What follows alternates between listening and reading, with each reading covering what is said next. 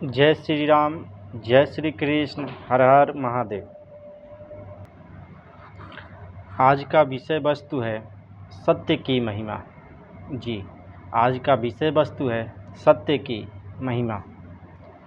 हमें गर्व होता है उन ऋषि, महर्षि, मुनियों और विद्वानों पर जिन्होंने सत्य को परम रूप में स्वीकार किया था।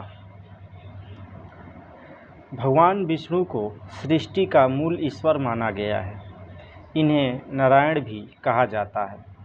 भगवान ने भी सत्य को प्राथमिकता दी और इन्हें सत्यनारायण स्वामी कहा जाता है।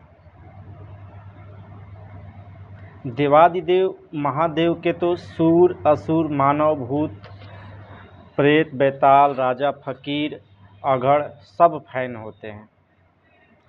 उस भगवान को भी सत्यम शिवम सुंदरम कहा गया है। देखिए, यहाँ पर भी शिव शब्द के पहले सत्य लगा हुआ है। वहाँ पे सत्यनारायण स्वामी, नारायण शब्द के पहले सत्य लगा था। आगे बढ़ते हैं।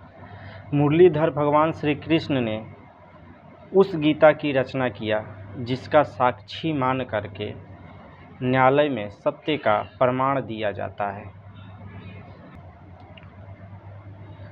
भगवान श्री राम के पूर्वज में सत्यवादी राजा हरिश्चंद्र हुए, जिनके सत्य से त्रिलोक भी कंपित होने लगा था। ब्रह्मा, विष्णु, महेश ने उनके सत्य के प्रबल प्रभाव को देखा था। जीवन के अंतिम क्षण में राम नाम को सत्य के बराबर बताया गया है। सत्य का मर्यादा को स्वयं भगवान राम ने भी निभाया है। श्री रामचरितमानस में यहाँ तक कि तुलसी बाबा ने सत्य को मूल धर्म के रूप में स्वीकार किया है। श्री रामचरितमानस में आया है कि धर्म न दूसर सत्य समाना, आगम निगम पुराण बखाना। यहाँ अब आगे बढ़ते हैं। यहाँ तक कि भारत का राष्ट्रीय वाक्य भी सत्यमेव जयते है, जो कि मंडूक उपनिषद से लिया गया है।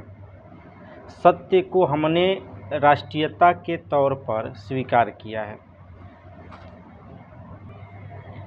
यहाँ तक कि सनातन धर्म को आदर से सत्य सनातन धर्म भी कहा जाता है। सत्य की परीक्षा कुछ विशेष परिस्थितियों में ही दी जाती है। यह सत्य कुछ और नहीं है बल्कि मन, वचन, कर्म का एक साधना है जो प्रतिदिन दैनिक जीवन में प्रयोग में लाया जाता है। भारतवर्ष के महान नागरिकों द्वारा सत्य के इस थियरी की रक्षा अवश्य की जानी चाहिए, ताकि इन सिद्धांतों के जनक का सम्मान हो सके। सत्य, संत और सत्य तीनों शब्दों में स और त जो है लगभग मिल रहे हैं। कहीं ना कहीं इनका इशारा यही है कि संत स्वभाव को स्वीकार करके सत्य के मार्ग पे चल करके सत्य अर्थात पूर्ण की तरफ बढ़ना चाहिए। इसके साथ ही जय श्री राम, जय श्री कृष्ण, हर हर महादेव।